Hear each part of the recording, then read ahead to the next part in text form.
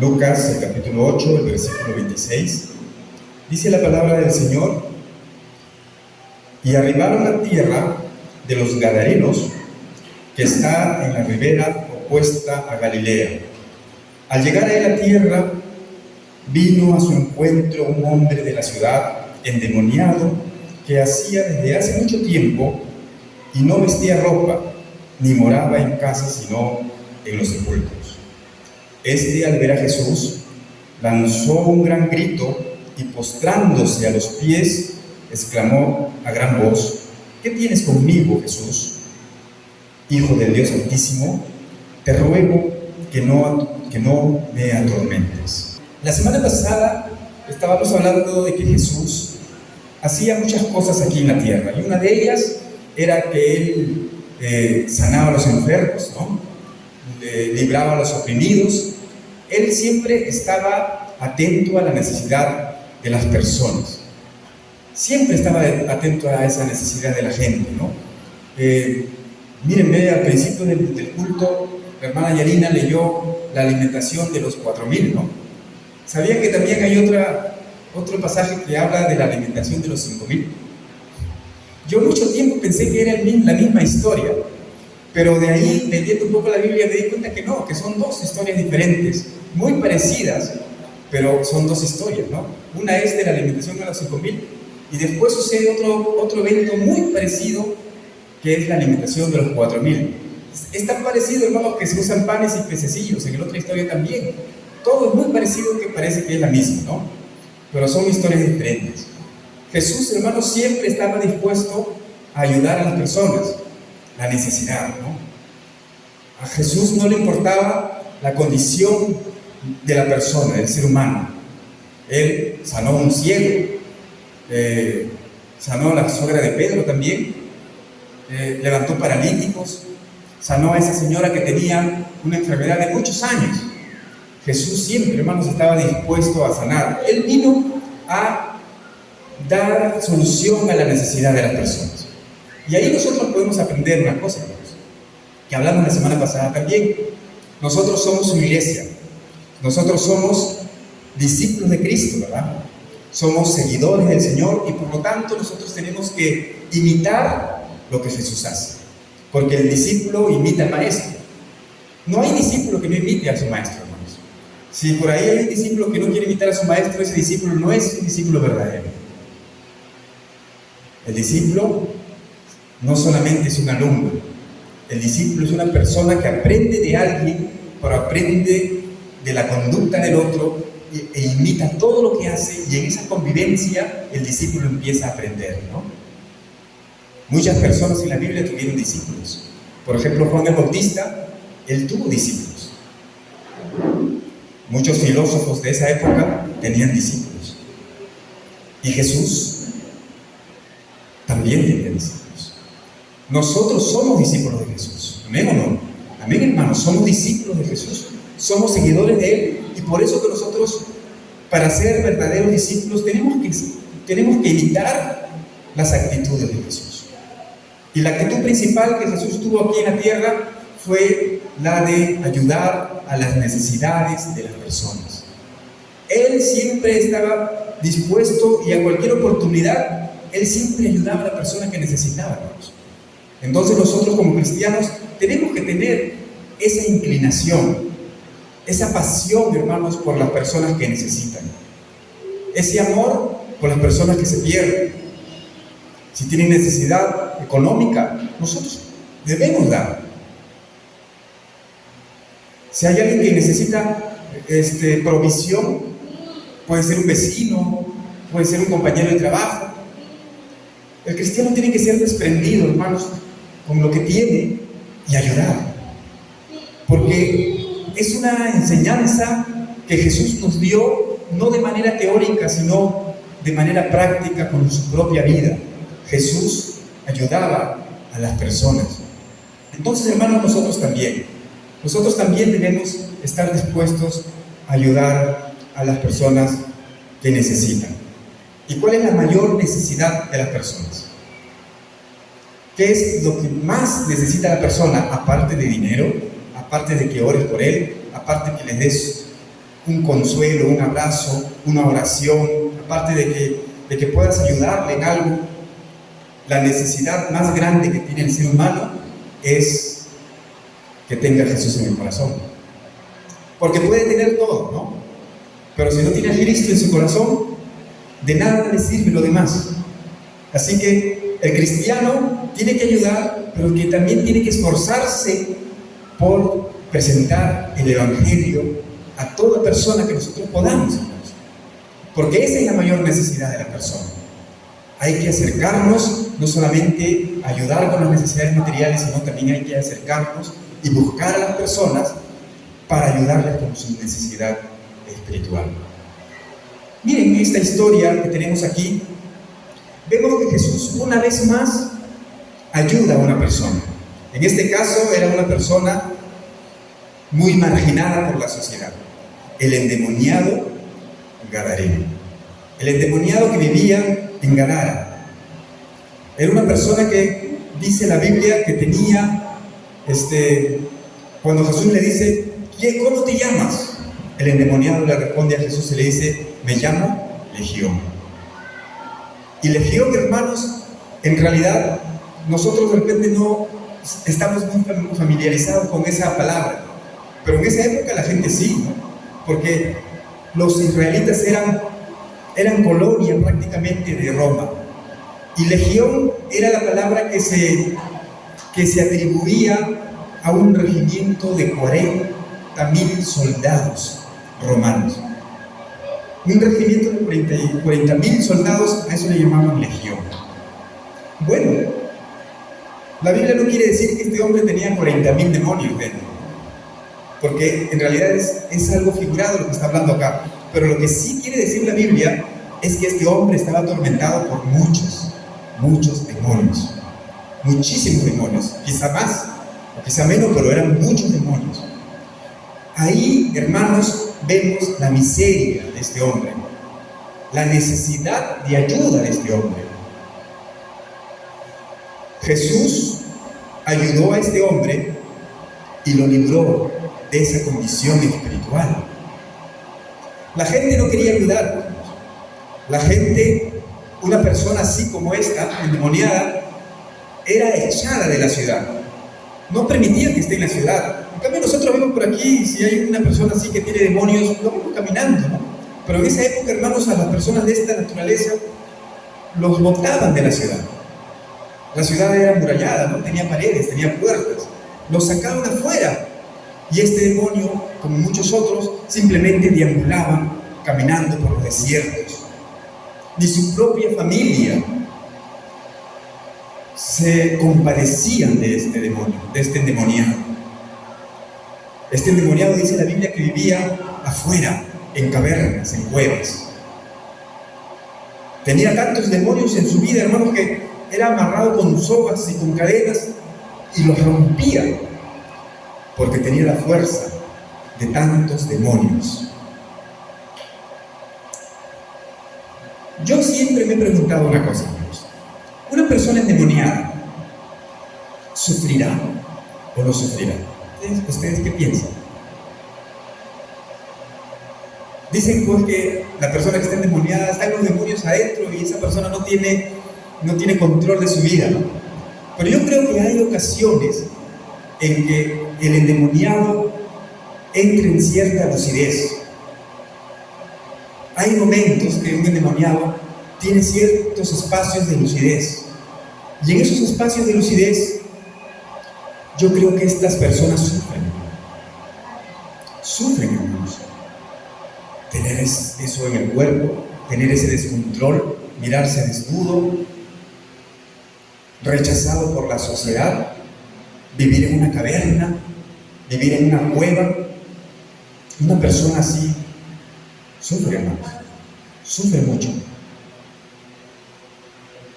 Entonces, la sociedad lo detestaba, le tenían temor, y creo con mucha justificación, ¿no? Le tenían temor, le tenían rechazo.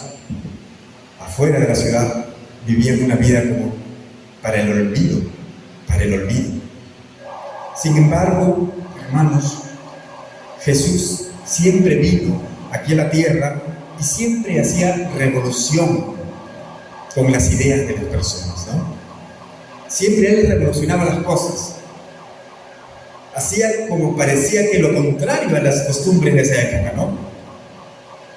En esta ocasión, Jesús una vez más hace una revolución y a ese hombre endemoniado que nadie se le quería acercar, Jesús se acerca. O mejor dicho, Jesús deja que el endemoniado se acerque, ¿no? El endemoniado reconoce la autoridad de Jesús, reconoce que es Dios y le dice: no nos atormentes, Jesús, no nos botes de aquí, por favor, no tenemos a dónde ir. Al final, Jesús libró al endemoniado. ¿Amén?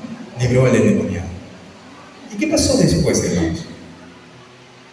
Vamos a ver ahí, vamos a leer un poquito más adelante, ¿sí? ¿Qué les parece?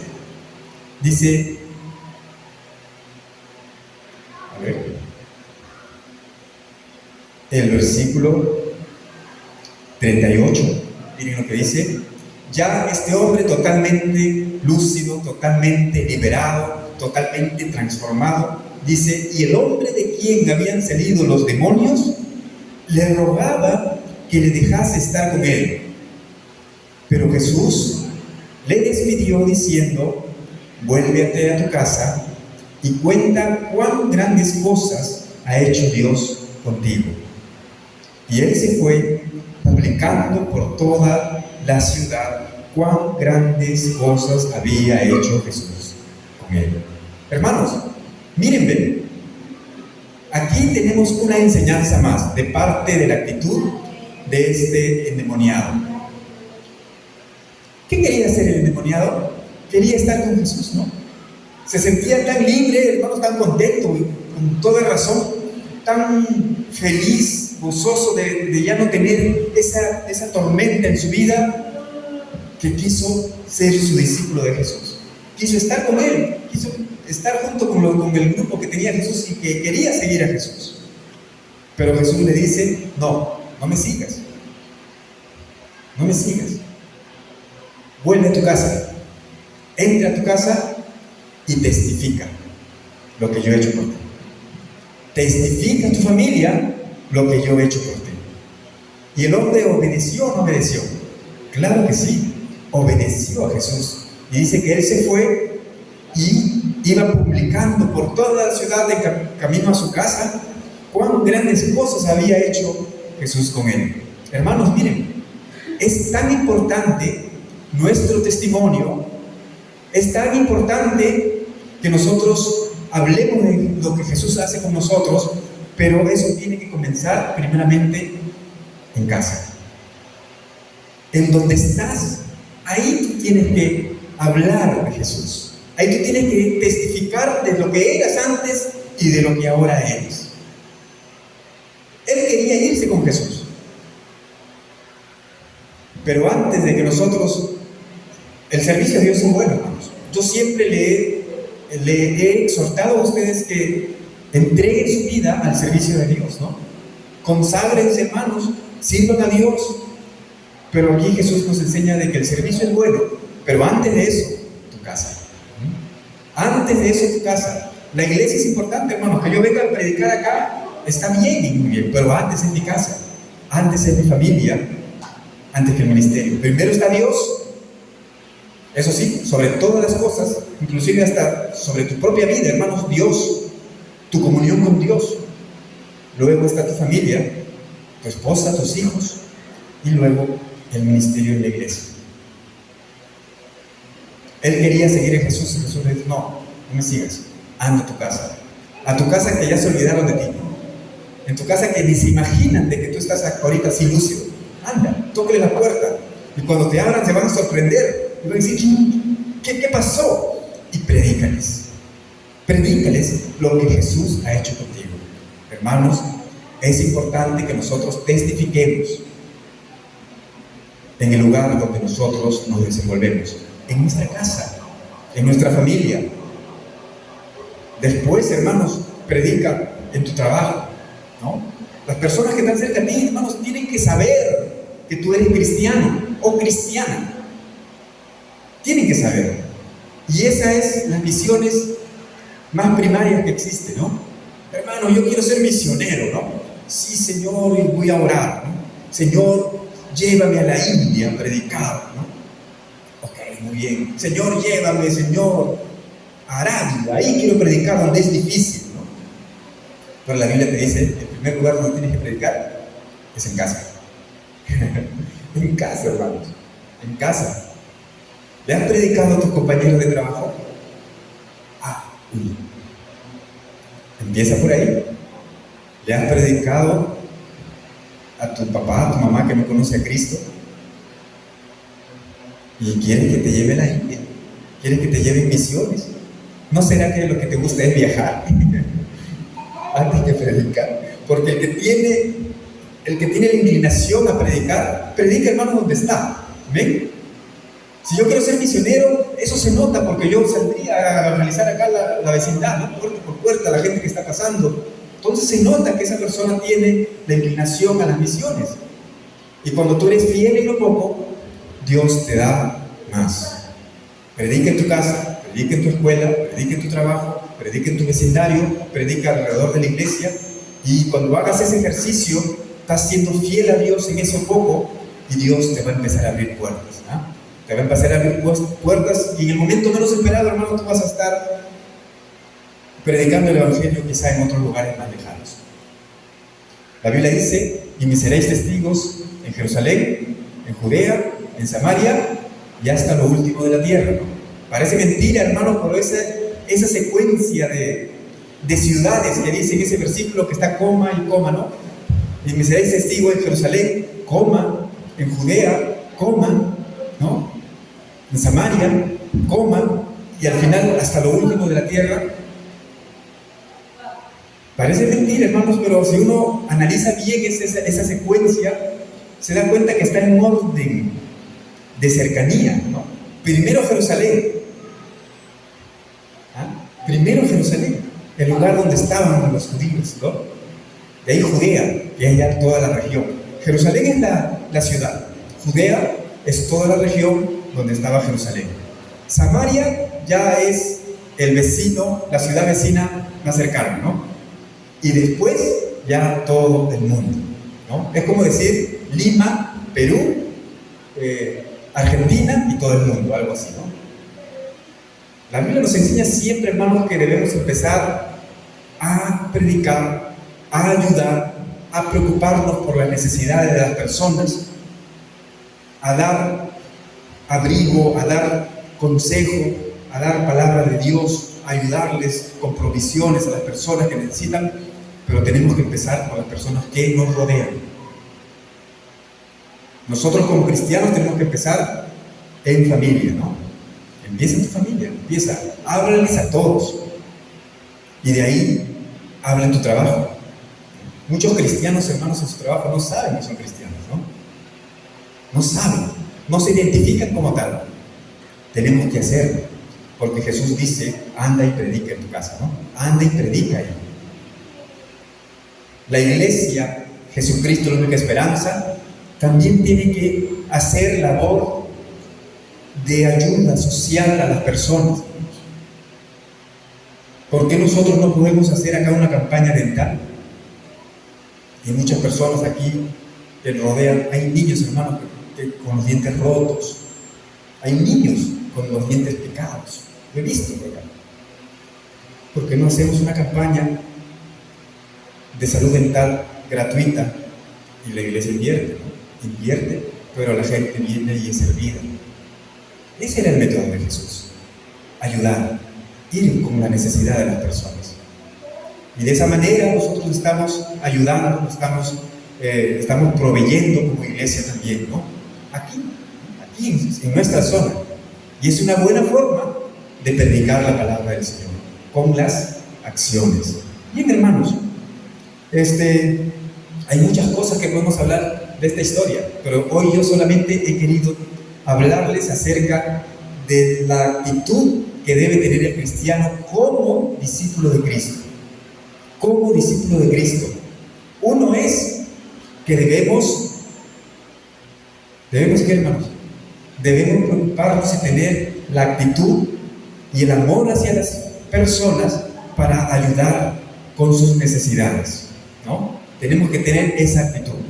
Y la segunda es que ese trabajo, hermanos, que tenemos que tener, tiene que empezar por casa, por el lugar que te rodea, por tu entorno más íntimo. Por ahí empieza y poco a poco Dios te va a empezar a usar. Gloria al Señor.